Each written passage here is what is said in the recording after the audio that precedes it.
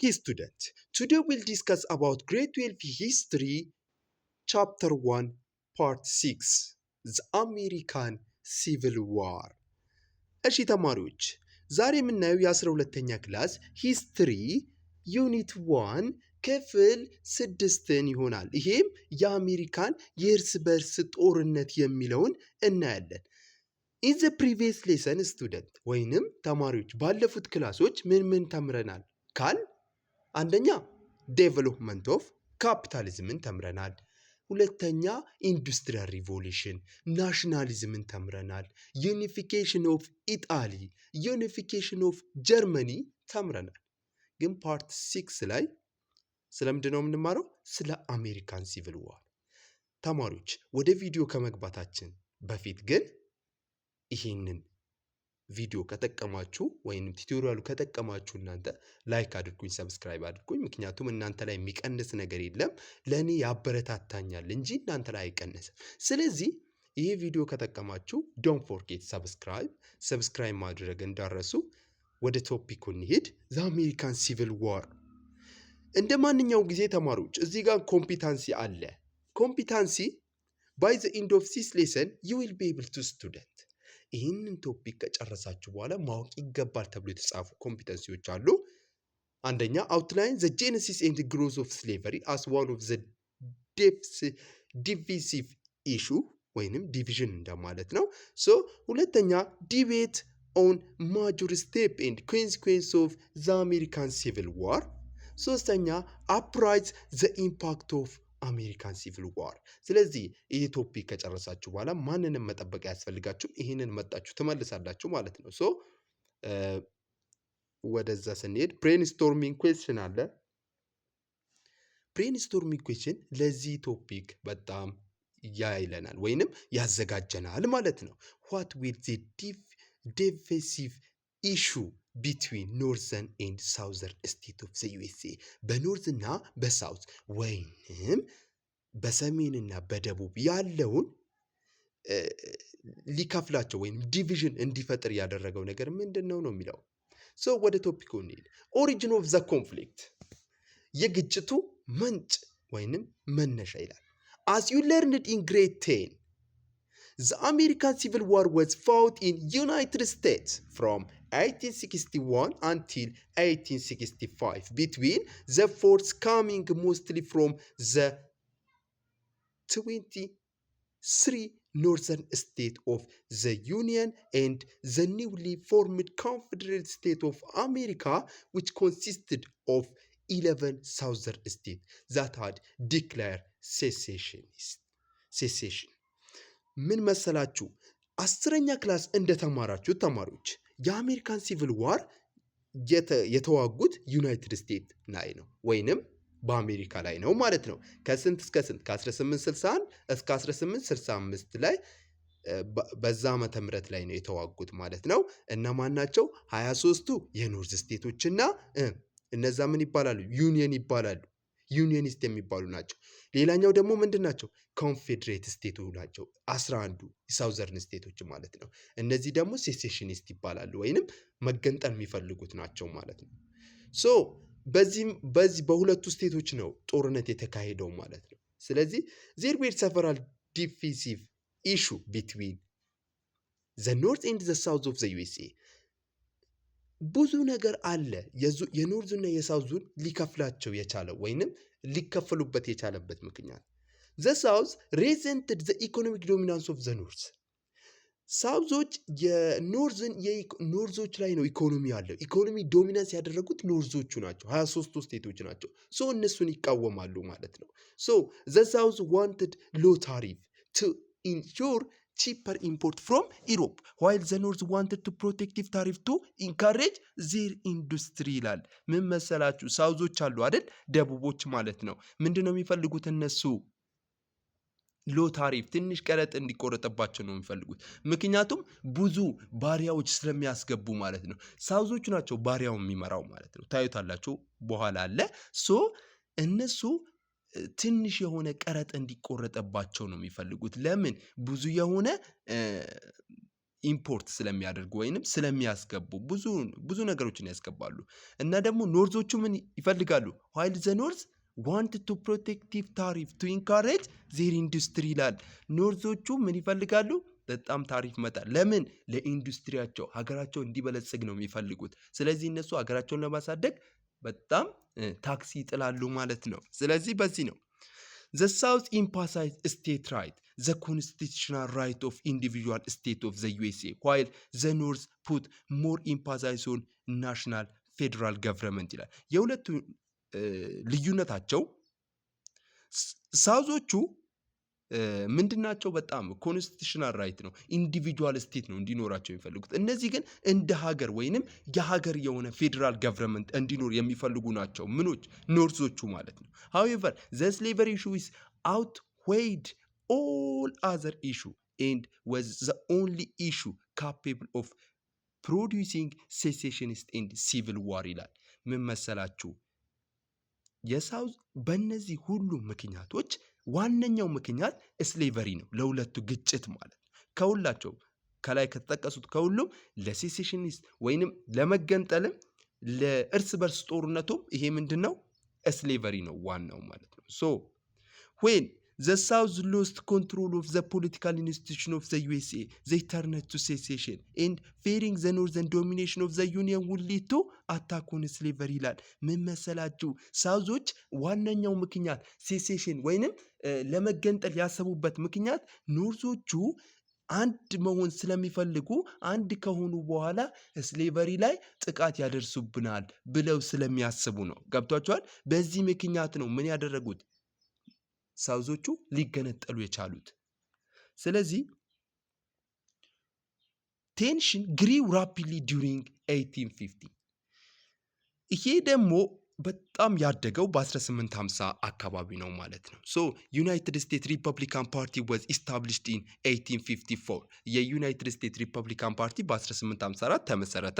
ኒው ፓርቲ ኦፖዝ ዘ ኤክስፓንሽን ኦፍ ስሌቨሪ ኢን ዌስተርን ቴሪቶሪ ይሄ አዲሱ ሪፐብሊካን ፓርቲ ምንን ይቃወማል? በዌስተርን በኩል ወይንም በምዕራብ በኩል ይሄ ስሌቨሪ የባሪያ ንግድ እንዳይስፋፋ ይፈልጋሉ ማለት ነው። ሶ አንዱ ይሄም ለሳውዞች አንድ መቃወሚያ ነው ማለት ነው። ዘ ሪፐብሊካን ሞቢላይዝ ፖፑላር ሰፖርት አሞንግ ኖርዘርን ኤንድ ዌስተርን who didn't not want to compete against ስሌቭ ላቨር ይላል። ሪፐብሊካኖች ምን ሰበሰቡ? በኖርዞችም በሳውዞችም ሰፖርተሮች ሰብስበው ይህንን ስሌቭ ላቨር እንዳይሰሩ ማድረግ ወይንም ስሌቭ ላቨሮች እንዳይኖሩ ለማድረግ ሞክረዋል ማለት ነው። in 1860 was a year of presidential election.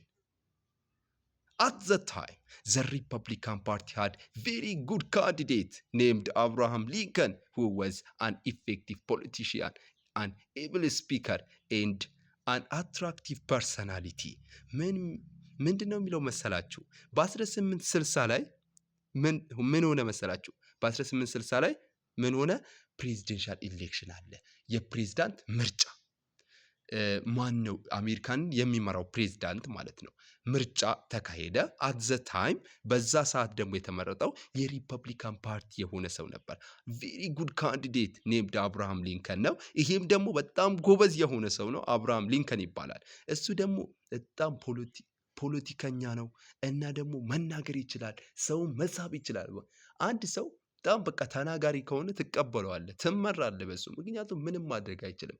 አይምሮህ እስኪገባው ድረስ ካስረዳ ምንም በቃ ቀጥታ መቀበል አለብህ። ሶ አትራክቲቭ ፐርሰናሊቲ ያለው በጣም ሳቢ ነው፣ ሲናገር ያምራል። በመልክ ብቻ እኮ አይደለም አንዳንድ ሰው የሚያምረው፣ የሆነ ሰው የሆነ ነገር ሲናገር ሊያምር ይችላል። ስለዚህ በዛ ምክንያት አንተ ትወደዋለህ ያንን ሰው የሆነ ነገር ሲናገር። ስለዚህ በጣም በቃ የሚወደድ ሰው ነበር፣ አትራክቲቭ የሆነ ፐርሰናሊቲ ነበረው። he was a man who applied to ordinary northern because of he was self-educated man. so እሱ በጣም የተማረም ሰው ነበር። በሌላ አባባል በጣም ተምሯል። በቃ እንደ ዝም ብሎ ሰው አይደለም፣ በጣም የተማረ ነው። he was self educated man ነው፣ በጣም የተማረ ሰው ነው። in 1816 Lincoln election as a president triggered successionist in the South as the South had warned before the election ይላል። ሶ በ1860 ፕሬዝዳንት ምርጫ አለ ብያችኋለሁ። በ1860 ነው ምርጫው የተካሄደው። ሶ ይሄ ሲካሄድ ምን ሆነ? ሳውዞች በጣም አስጠንቅቋቸው ነበር። ምክንያቱም ይሄ ፕሬዝዳንት ከተመረጠ ሳውዞች ወይንም ስሌቨሪያቸው እንደማያካሂዱ ያውቃሉ ማለት ነው። ዋነኛው ምክንያት ስሌቨሪ ነው ብያችኋለሁ። ለኖርዝም ለሳውዙ ሳውዞች ስሌቨሪ የኢኮኖሚ ምንጫቸው ስሌቨሪ ስለሆነ በስሌቨሪ ነው የሚተዳደሩት ወይንም በባሪያ ንግድ። ስለዚህ ይሄ ባሪያ ንግድ ደግሞ ኖርዞቹ አይፈልጉትም። ስለዚህ ይሄ ፕሬዝዳንት ከተመረጠ ይሄ አንድ ይሆናሉ፣ በዩኒየኒስት ስር አንድ ይሆኑና ይሄ ምንድን ነው ሳውዙ አይኖርም ማለት ነው። ይሄ ምንድን ነው የሚባለው? ይሄ ባሪያ አይኖርም፣ ይጠፋል ነው። ሊንከን ኢሌክሽን ወዝ ሲን አስ ኢንቶለረብል ትሪቲ ቱ ስሌቨሪ ኢን ዘ ሳውዝ። ሊንከን ደግሞ ከተመረጠ ምንድን ነው የሚለው? ለሳውዞች በጣም በቃ የማይታመን ነገር ነው። ስሌቨሪ አይቀጥሉም። ለስሌቨሪ በጣም በቃ ትሪት ያደርጋቸዋል፣ እንዳይቀጥሉ ያደርጋቸዋል። ቢፎር ሊንከን ቱክ ኦፊስ 7 ስቴትስ ሴሲድ ፍሮም ዘ ዩኒየን ኢስታብሊሽንግ ኤ ሪፕል ገቨርንመንት ናውን አስ ኮንፌዴሬት ስቴት ኦፍ አሜሪካ ኦን ፌብሩዋሪ 9 1861። ሶ አብርሃም ሊንከን ወደ ኦፊሱ ከመምጣቱ በፊት ይሄ የሚመረጠው ማለት ነው። አብርሃም ሊንከን የአሜሪካ ፕሬዝዳንት ማለት ነው። ወደ ኦፊሱ ወይንም ወደ መቀመጫው ሳይመረጥ በፊት ወደ ኦፊሱ ተመርጦ ወደ ኦፊሱ ሳይመጣ በፊት እነዚህ የሳውዝ ስቴቶች 11 ስቴቶችን በመያዝ ተገንጥለው ወጡ። ይሄ ምን ስም ሰጡት ለስቴታቸው ወይንም ለሀገራቸው? ምን አሉ? ኮንፌዴሬት ስቴት ኦፍ አሜሪካ በማለት ስም ሰጡት ማለት ነው። ሶ ሳውዞች ምን ይባላሉ አሁን? ኮንፌዴሬት ስቴት ኦፍ አሜሪካ ይባላሉ ማለት ነው። ስለዚህ አምፀው ወጡ። ከወጡ በኋላ ፌብሩዋሪ 9 1861 ላይ አምፀው ወጡ ማለት ነው። they took control of federal fort and property within their boundary ይላል። ምንን ያዙ? በጣም በቃ ግዛትን ያዙ። እዛ ጋር ባውንደሪ ሰሩ። ወደዛ ይሄ የኖርዝ ነው፣ ይሄ የሳውዝ ነው በሚል ባውንደሪ ተሰራ ማለት ነው። ሶ ይሄ አብርሃም ሊንከን፣ ይሄ ነው ፎቶ ላይ የምታዩት፣ ይሄ አብርሃም ሊንከን ነው ማለት ነው። ሶ ኦን ማርች 4 1861 አብርሃም ሊንከን was sworn in as a president of United States። በ1861 አብርሃም ሊንከን የአሜሪካ ፕሬዝዳንት ሆነ፣ ፕሬዝዳንት ኦፍ አሜሪካ ሆነ ማለት ነው በ1861። ሶ in his inaugural address he called secession is legally void. He stated he had no intent to invade southern states but would use force to maintain possession of federal property ይላል። ምን መሰላችሁ? እሱ ሴሴሽን ሌጋሊ የተከለከለ ነው። አሁን ሌጋሊ ቮይድ ማለት ይሄ የተገነጠሉት ስቴቶች በሃርድ አናስመልስም፣ በሃርድ ወይንም ለመውረር እቅድ የለንም፣ ግን ንብረታችንን የማስመለስ እና ደግሞ አንድ የማድረግ መብት አለን ነው የሚለው። ስለዚህ በዚህ መልኩ ነው እንጂ አኖራቸውም ወይንም በጦርነት አይደለም ነው የሚለው። ሶ ዘን ሊንከን ኮልድ ፎር ኦል ኦፍ ዘ ስቴት ኢን ዘ ዩኒየን ቱ ሴንድ ትሮፕ ቱ ሪካፕቸር ዘ ፎርትስ ኤንድ ፕሪዘርቭ ዘ ዩኒየን ይላል። ሊንከን ሁሉንም ስቴቶች በሱ ስር 23 ስቴቶች አለን ብለናል። ምክንያቱም ዩኒየኒስት የሚባሉት 23 ስቴት አላቸው፣ እነዛ ደግሞ 11 ማለት ነው፣ 11 ማለት። ስለዚህ ለሁላቸው ወታደር እንዲልኩ ጠየቃቸው። ለምኑ? ዩኒየን ለማምጣት አንድ ለመሆን ወታደር ላኩና እነዚህ ስቴቶችን አንድ እናድርጋቸው የሚል ማለት ነው። ሶ ዘ ሲቪል ዋር ኤንድ ኢትስ ሪዛልት ምን አሁን ጀመረ? ጦርነቱ ጀመረ ማለት ነው። የእርስ በርስ ጦርነትና ሪዛልቱ ወይንም ኮንሲኩዌንሱ ምን እንደሆነ እናያለን ማለት ነው። ዘ ኖርዘርን ዌር ዊሊንግ ቱ ፋይት ቱ ኢንድ ሴሴሽን።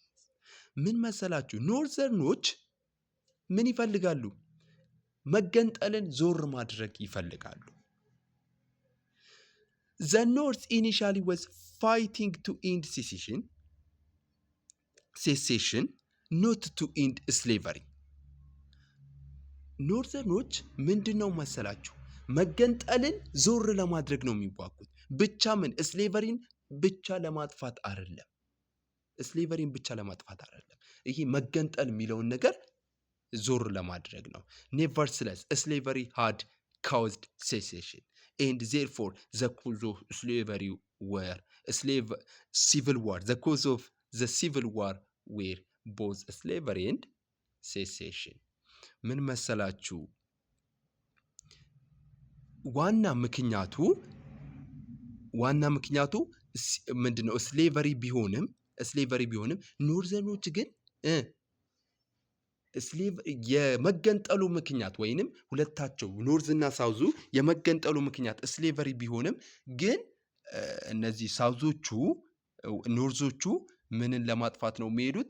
መገንጠል የሚለውን ለማጥፋት ነው የሚሄዱት ማለት ነው። ግን ኮዞ ስሌቨሪም ሁለቱም ናቸው። ስሌቨሪም ሴሴሽን፣ መገንጠልም የባሪያም ንግዱ ለአሜሪካን ሲቪል ዋር ኮዝ ነው፣ ምክንያት ነው ማለት ነው። ሶ why the Union prevailed or why the Confederate was defeated in the Civil War has been the subject of extensive analysis and debate ይላል። ዩኒየኖች አሸነፉ። ኮንፌዴሬት ስቴት ወዝ ዲፊትድ። ኮንፌዴሬት ስቴቶች የሚባሉት እነዚህ አዲስ የተመሰረቱት ምን ሆኑ? በሲቪል ዋሩ ተሸነፉ ማለት ነው። ሶ ይሄ ደግሞ የተሸነፉበት ምክንያት ብዙ የሆነ ዲቤት አለው፣ ክርክር አለ። በምን እንዳሸነፉ በምን ምክንያት እንዳሸነፉ ማለት በምን ምክንያት ሳይሆን እንዴት አሸነፉ ኖርዞች የሚለውን እና ሳውዞች እንዴት ተሸነፉ የሚለው ብዙ ዲቤት ያስነሳል፣ ክርክር ያስነሳል። ሶ አድቫንቴጅ አር ዋይድሊ ቢሊቭድ ቱ have contribute to union success። አድቫንቴጆች ወይንም ይሄ አድቫንቴጅ ማለት በቃ are widely believed to have contribute to union success። አድቫንቴጅ ማለት ያበረታታቸው ነገር ማለት ነው። ሶ ለዛ ዩኒየኖች ሰክሰስ እንዲሆኑ ያደረጋቸው ነገር ብዙ ነገር አለ ማለት ነው። ብዙ ነገር አለ ነው የሚለው። ሶ in the civil war between the north and the south the north had most of the advantage። በሁለቱ ጦርነት በኖርዝ እና በሳውዝ በጣም ትልቅ አድቫንቴጅ የሚወስደው ምንድነው? ኖርዙ ናቸው ማለት ነው። ኖርዞቹ ናቸው። ለምን ከተባለ ይዘረዝራል። it had more state። ኖርዞቹ ስንት ስቴቶች ናቸው ያሉት? 23። ሳውዞቹ 12 ወይንም 11 ያላቸው። ስለዚህ 23 እና 12 ስቴት ያላቸው ሀገር አንድ አይደለም። ሶ በጣም ትልቅ ስቴት ያላቸው ኖርዞቹ ናቸው ይላል። ሶ ኢት a much bigger population በጣም ትልቅ የሆነ ህዝብ አለ። ሞር ስኪልድ ላበር በጣም የተካኑ ሰዎች አሉ። በጣም ስኪልድ የሆኑ በጣም ጭንቅላት ያላቸው ሰዎች አሉ። ፎር ሞር ኢንዱስትሪ ብዙ ኢንዱስትሪዎች አሉ። ሞር ሬልዌይ ብዙ መንገዶች አሉ። ማች ግሬተር አግሪካልቸራል ፕሮዳክሽን አለ። ኤክሰፕት ፎር ኮተን ሲቀር። ለምንድን ነው ኮተን የሌለው ከተባለ ኮተን የሚመረተው በሳውዙ ነው ማለት በሳውዙ ብቻ ነው። ሶ ይህንን የሚወሰዱት ራሱ ባሪያዎች ኮተን ለማምረት ነው፣ ጥጥ ለማምረት ነው። ሶ ማች ግሬተር ፋይናንሻል ዌልዝ ብዙ የሆኑ ፋይናንሻል ዌልዞች ያሉበት ነው ማለት በጣም ብዙ በቃ ከብር ንክክ ያላቸው ነገሮች በሙሉ ያለው ኖርዝ አካባቢ ነው ማለት ነው። ሶ ኦልሶ ናቫል ፓወር ምን ናቫል ፓወር የባህር ጦር አላቸው ኖርዞቹ። አስቡት ይህ ሁሉ አላቸው። ቱ ብሎክ ዘ ሳውዞች ኤንድ ከት ዘ ሳውዝ ኦፍ ኢሴንሻል ኢምፖርት። ሳውዞች ወደ ደቡቦች ወይንም ወደ ሳውዝ የሚገባው የባሪያ ንግድ የማስቆም ችሎታ አላቸው። እንዲወጣም እንዲገባም ያለማድረግ የመዝጋት ችሎታ አላቸው ሳውዞቹ ማለት ነው። ሶ በዚህ ምክንያት ኖርዞቹ እንዲያሸንፉ አድርጓቸዋል ማለት ነው። ምክንያቱም ምንም ነገር እንዲገባ እንዲወጣ መከልከል ስለሚችሉ ብዙ ህዝብ ስላላቸው ብዙ ነገር ስለሆነ አውርተንባቸዋል። ሶ ሳውዞቹ በዚህ ምክንያት ኖርዞቹ በዚህ ምክንያት ሊያሸንፉ ችለዋል ማለት ነው። ኦልሶ ዘ ብሪቲሽ ኤንድ ዘ ፍራንስ ገቨርንመንት ኤንድ ሩሊንግ ክላስ ሲምፓታይዝድ ዊዝ ዘ ሳውዝ king of cotton. They were not strong enough to intervene in the war on the side of the south. ምን መሰላችሁ? ብሪቴንና ፍራንስ በዛ ሰዓት ኮተንን ይጠቀሙ ነበር። ኮተን የሚመረተው ከየት ነው ብለናል? በሳውዝ። ሶ በሳውዝ ከሆነ በሳውዝ የሚመረተውን ኮተን ወይንም ጥጡ ወዴት ይሄድ ነበር? ወደ ብሪቴንና ፍራንስ። ወደ ብሪቴንና ፍራንስ ከሄደ በኋላ እነሱ ይጠቀሙ ነበር። ግን ይሄ ሲቆም እነሱ ወደ ጦርነቱ ይገቡ ነበር። ምክንያቱ በቂ ስላልሆነ ነው። ገብቷቸዋል? ምክንያቱ በቂ ስላልሆነ ነው እንጂ ሊገቡ ነበር ጦርነቱ ላይ። ኔቨርትለስ ዘ ኖርዝ ዲድ ኖት ዊን ኢዝሊ ይቱ ጋር ነበር። የስ ኔቨርትለስ ዘ ኖርዝ ዲድ ኖት ዊን ኢዝሊ ቢኮዝ ዘ ሳውት ሃድ ኢኒሻል ቤተር ጀነራል ኤንድ ፋውት ዊዝ ግሬት ዲተርሚኔሽን ይላል። ምን መሰላችሁ? ሳውዞች ኖርዞች በቀላሉ ሊያሸንፉ አልቻሉም። ይሄ ሁሉም ኖሯቸው በቀላሉ ሊያሸንፉ አልቻሉም። ለምን ይመስላችኋል? ምክንያቱም ሳውዝ ላይ ያሉ ወታደሮች በጣም ጀነራል ናቸው። ጀነራል ማለት በጣም በቃ የውትድርና ብቃት ያላቸው በጣም በግሬት ዲተርሚኔሽን አላቸው። በቃ በትጋት ነው የሚዋጉት። ዲፌንስ ፓወር ኦፍ ፋየር አርሚ ፌቨርድ ኢን ዘ ሳውዝ በጣም በቃ የመከላከል ብቃት ራሱ አላቸው። ዘ ዋር ላስትድ ፍሮም 1861 አፕ ቱ 1865 and claimed the lives of 620 ወይንም 620 ሺህ ሰዎች ወድመውበታል። በዚህ ማለት ነው ማለት በጣም ተጎድተውበታል፣ ሞተዋል እንደማለት ነው። ምክንያቱም ጦርነቱ ከ1861 እስከ 1865 ነው የቆየው። ከዛ 620 ሺህ የሚሆኑ ሰዎች በህይወት ተቀጥፈዋል በዚህ ጦርነት ማለት ነው። ይሄ ሁሉ ጉዳት አለው። ሲጀመር የጦርነት ትርፍ የለም። በጦርነት ጉዳት ነው እንጂ ትርፍ አለ እንዴ? ማንኛውም የትንጋ ብታዩ ጦርነት ላይ ትርፍ የለም። አሁን የጋዛው ጦርነት ብታስታውሱ፣ አሁን ዩክሬንና ሩሲያ የሚያደርጉትንም ጦርነት ብታስታውሱ ብዙ ቀናቶች አስቆጥረዋል አይደል? ግን ትርፍ አግኝታችሁበታል? ምንም ነገር ትርፍ የለውም። የጦርነት ትርፍ የለም። ሰላም ነው ትርፉ ማለት። ሰላም በጣም በቃ አስፈላጊ ነው ለሁሉም ነገር። The northern motive for making the war struggle against slavery was more acceptable. ምን መሰላችሁ? ፊት ጊዜ የነገርኳችሁ ነገር አለ። ሩሲያ፣ ፍራንስ እና ብሪቴን ጦርነቱ የመግባት ፍላጎት አላቸው። ግን ዋነኛው ምክንያት ስሌቨሪ ስላሉ ነው ኖርዞቹ ማለት ነው። በዛ ሰዓት ደግሞ ስሌቨሪ እየተከለከለ ነበር። በዋነኝነት ያቆመችው ስሌቨሪ እንደዚህ ነክታ የወጣችው ማነች? ብሪቴን ነች ማለት ነው። ብሪቴን ነች የወጣችው። በዛ ሰዓት ስሌቨሪ ኋላ ቀር ባኳርድነስ የሆነ ነገር ነበር። ስለዚህ በዛ ምክንያት ሊገቡ አልቻሉም። ስለዚህ ኖርዞች ዋነኛው እንዲያሸንፉ ያደረጋቸው ራሱ ስሌቨሪ በሁሉም ሰው ላይ ተቀባይ ስላለው ነው። የባሪያ ንግድ አልነበረም በዛ ሰዓት፣ የተከለከለ ነበር። በዛ ምክንያት ተቀባይነት አግኝተዋል። ዚስ ሜኪንግ ዘ ስሌቨሪ ዋር ስትራግል አጌንስት ስሌቨሪ ውድ ሜክ ኢት ፖለቲካል ኤንድ ሞራሊ ኢምፖሲብል ፎር ኤኒ ኢሮፓን ገቨርንመንት ቱ ሰፖርት ኮንፌዴሬትስ ቢኮዝ ስሌቨሪ ዋዝ ኖ ሪጋርድድ ኢን ኢሮፕ አስ ኦብሶሌት ቶታሊ ሮንግ ቶታሊ ዋት ኢንዲፌንሰብል። ስሙት ያልኳችሁ ነው የሚመጣው። ምክንያቱም በዚህ ሲቪል ዋር ብዙ አውሮፓ ሀገሮች ይገቡ ነበር። ግን የዛ ስሌቨሪ የሚለው ከባድ የሆነ የፖለቲካ ጥበብ ነው እንደነገርኳችሁ ማለት ነው። አውሮፓዎች ወደ ጦርነቱ እንዳይገቡ አድርጓቸዋል ማለት ነው። ምክንያቱም በዛ ሰዓት በአውሮፓ ምንም አይነት የስሌቨር ወይንም የባሪያ ንግድ አልነበረም። በዛ ምክንያት ቶታሊ ሮንግ ነበር፣ በቃ መጥፎ ተብሎ የሚታሰብ ነበር ማለት ነው።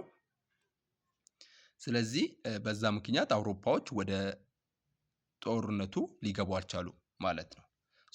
በዛ ምክንያት ነው ኖርዞቹ አንድም በጣም ሊያሸንፉ የቻሉት። ኢን ሴፕቴምበር 1861 ሊንከን ኢሹ ዘ ኢማንሲፔሽን ፕሮክላሜሽን ቱ ቢካም ኢፌክቲቭ አስ ኦን ጃንዋሪ 1 1863 ይላል። ሴፕቴምበር በ1862 ላይ ሊንከን አንድ የሆነ አዋጅ አወጀ። ይሄም ኢማንሲፔሽን ኦፍ ፕሮክላሜሽን ይባላል። ኢማንሲፔሽን ኦፍ ፕሮክላሜሽን ማለት ዚስ በ1863 ጃንዋሪ 1 ላይ ነው የተመሰረተው ወይንም የታወጀው።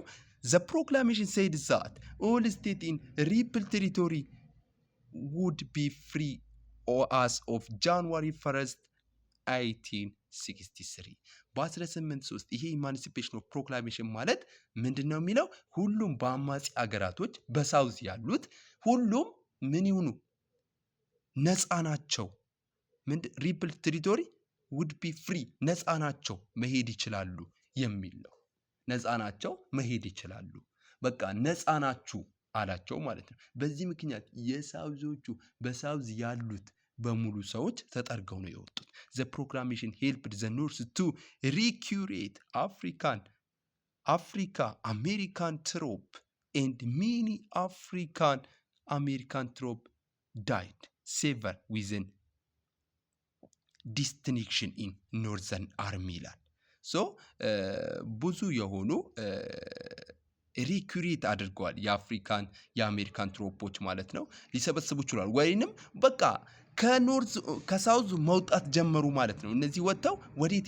ይህ ራሱ አንድ ጥበብ ነው ማለት ነው። የጠሩበት ጥበብ ነው። ሶ ኢማንሲፔሽን ኦፍ ፕሮክላሜሽን ወደ እነሱ ወይንም ወደ ኖርዙ እንዲመጣ አድርጎታል ማለት ነው። ምን ብዙ አርሚዎች ወደ ኖርዝ እንዲገቡ አድርጓቸዋል። ዘ ፕሮክላሜሽን ኦልሶ ዳሜጅድ ዘ ሳውዝ ባይ ኢንካሬጂንግ ስሌቪንግ ኮንፌዴሬት ቱ ረን አዌይ ፍሮም ፕላንቴሽን ስፔሻሊ ዌን ዘ ኖርዘርን አርሚ አድቫንስድ ኢንቱ ዘ ሳውዝ ይላል። ሶ ይሄ ፕሮክላሜሽን ደግሞ የምን የኮንፌዴሬትስ የሚባሉት ስቴቶች ወይንም ሳውዞቹ ኮንፌዴሬት ስቴት ኦፍ አሜሪካ ይባላሉ ብያቸዋለሁ። ሶ ለነሱ ያድርጓቸዋል ማለት ነው። ምን አድርጓቸዋል? እነሱ በጣም እንዲወርዱ ፕላንቴሽናቸው እንዳይሰራ ወይንም የግብርና ስራቸው ዳሜጅ እንዲሆን ለቀው እንዲወጡ ያደረገ ነው ማለት ነው። ከዛ ወዴት ሄዱ? ወደ ኖርዘን በመሄድ ተቀላቀሉ ወደ ኖርዞች። ሳውዞቹ ደግሞ ባዶ እንዲቀሩ ነው ያደረገው። ኢን ኤፕሪል 1865 the confederates was finally defeated unconditionally and completely። ምንድን ነው የሚለው መሰላችሁ? በ1865 ኮንፌዴሬት ስቴት የሚባሉት ወይንም ሳውዞች ምን ሆኑ? ተሸነፉ ነው የሚለው።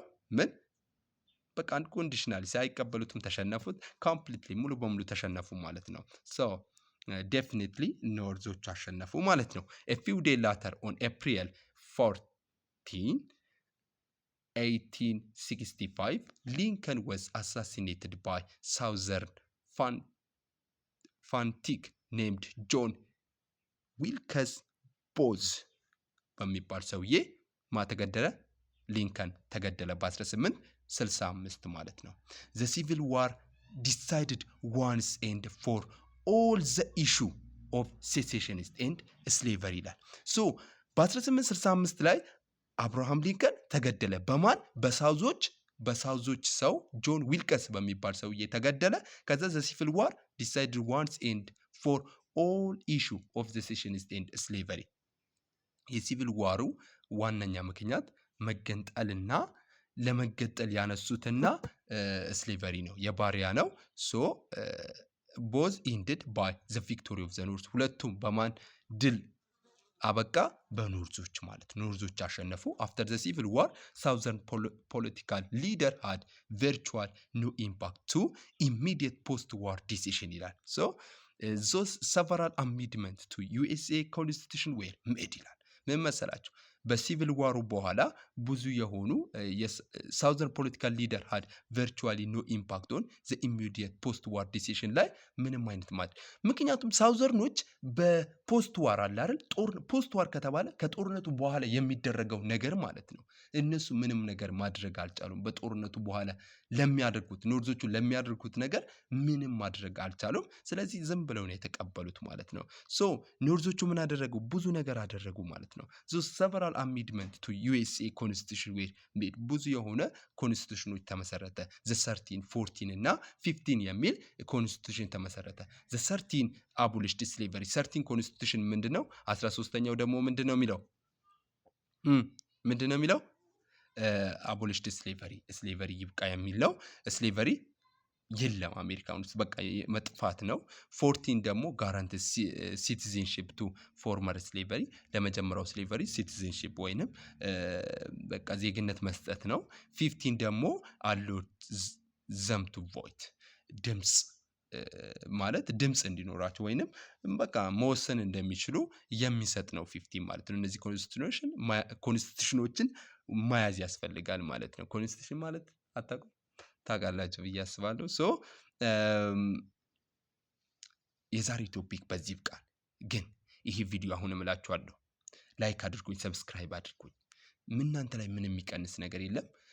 ቀጣይ ደግሞ ዘ ኢስተርን ኩዌስችን በሚል እስከምንገናኝ ድረስ ቻው።